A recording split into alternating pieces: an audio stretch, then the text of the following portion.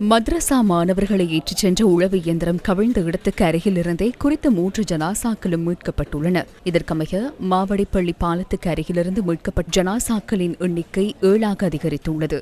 சம்மாந்துறையைச் சேர்ந்த 28 மற்றும் 19 வயதான 2 இளைஞர்களினதும் சிறுவன் ஒருவரதும் ஜனாசாக்கள் இன்று மீட்கப்பட்டதாக போலீசார் தெரிவித்தனர். காரைதீவு மாவடிப்பள்ளியை அண்மித்த பாலத்தில் உளவு இயந்திரம் ஒன்று நேற்று முன்தினம் கவிழ்ந்து விபத்துக்குள்ளான போது காணாமல் போனவர்களை மீட்கப்பட்டுள்ளனர். மദ്രസാவில் கல்வி கற்ற மாணவர் ஒருவரும் உளவு இயந்திரத்தின் சாரதியும் மேலும் ஒருவரின் ஜனாசாவும் இன்று மீட்கப்பட்டன. குறித்த ஜனாசாக்கள் சம்மாந்துறை ஆதார வைத்தியசாலைக்கு கொண்டு செல்லப்பட்டுள்ளன. உளவு இயந்திரம் கவிழ்ந்த விபத்துக்குள்ளானதில் காணாமல் போனவர்களில் 4வரின் ஜனாசாக்கள் நேற்று மீட்கப்பட்டன. இதனிடையே உயிரிழந்த மாணவர்கள் கல்வி கற்ற மദ്രസா நிர்வாகத்தினர் ஊடக சந்திப்பொன்றை இன்று ஏற்பாடு செய்திருந்தனர். எங்களுடைய மாணவர்களும் ஏற்கனவே ஏற்றி வந்த அதே டிராக்டரை இழுவை இயந்திரத்தை தான் நாங்கள் திருப்பி எங்களுடைய பிள்ளைகளையும் ஏற்றினோம். அதிலும் எங்களுடைய பிள்ளைகள் அல்லாமல் வேறு சிலர்களும் எங்களுடைய பிள்ளைகளோடு சேர்ந்து பயணித்தார்கள். உடனே உடனே திரும்பி கரைக்கு சென்று 6 மாணவர்கள் உடனே காப்பாற்றப்பட்டு விட்டார்கள். ஒரு மாணவன் 6:30 மணி அளவில் ஒரு மாணவனை மீட்டெடுக்கப்பட்டது. 6 மாணவர்கள் காணாமல் சென்று அந்த 6 மாணவர்களில் இப்பொழுது 4 மாணவர்கள் நல்லடக்கம் செய்யப்பட்டு விட்டார்கள்.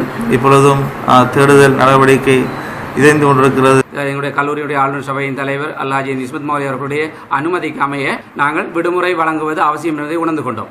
இந்த நிலையில் குறிப்பாக அந்த மாணவர்களை அவர்களுடைய பெற்றோர்களிடம் பாதுகாப்பாக ஒப்படைப்பது எவ்வாறு என்பதை பற்றி சிந்தித்து அதற்கமைய பல்வேறு படிமுறைகள் நாங்கள் பின்பற்றியிருந்தோம். அதன் பிரகாரம் இந்த ஊரை சேர்ந்த மாணவர்களை அவர்களுடைய பெற்றோர்களை அழைத்து அவர்களுடைய கரங்களில் நாங்கள் ஒப்படைத்திருந்தோம். ஏனைய வெளியூர் அக்கரைப்பற்று, பொத்துவில், இறக்காமம், அட்டாளைச்சேனை, ஒலிவில், பாலமுனை, சம்மாந்துறை, அதேபோன்று மத்திய முகாம் பெற்றோர்களிடம் ஒப்படைப்பதற்கு வசதியாக கல்லூரியின் பணத்திலிருந்து ஒரு பிரத்யேகமாக 60 பேர் பயணிக்கக்கூடிய ஒரு பெரிய பஸ் வண்டியை நாங்கள் வாடகைக்கு அமர்த்தி அந்த பஸ் வண்டியில் 32 மாணவர்கள் உடன் எங்களுடைய அதிபர் ஃபாயர் அவருடைய தலைமையில் நாங்கள் அவர்களுடைய சொந்த இடங்களுக்கு அழைத்து செல்வதற்கான ஏற்பாடுகள் செய்திருந்தோம். ஒவ்வொரு பெற்றோருக்கும் தனித்தனியாக தொலைபேசி மூலம் அழைப்பை ஏற்படுத்தி நாங்கள் அவர்களுக்கு தெரியப்படுத்தியிருந்தோம். பஸ் வண்டி காரதீவு சந்தியை அடைந்த போது அங்கிருந்து மாவடிப்பள்ளி தாம்பதி ஊடாக பஸ் வண்டி செல்ல முடியாத ஒரு நிலைமை இருப்பதாக பஸ் வண்டியில் இருந்த சாரதி தெரிவித்திருக்கின்றார். அந்த இடத்தில் இராணுவமும் போலீசாரும் நிலை கொண்டுள்ள நிலையில தான் நாங்கள் நம்பிக்கை கொண்டு அந்த 13 மாணவர்களையும் அழைத்தி அனுப்பினமே தவிர நாங்கள் நிலைமை அப்படி அமைந்து விட்டது.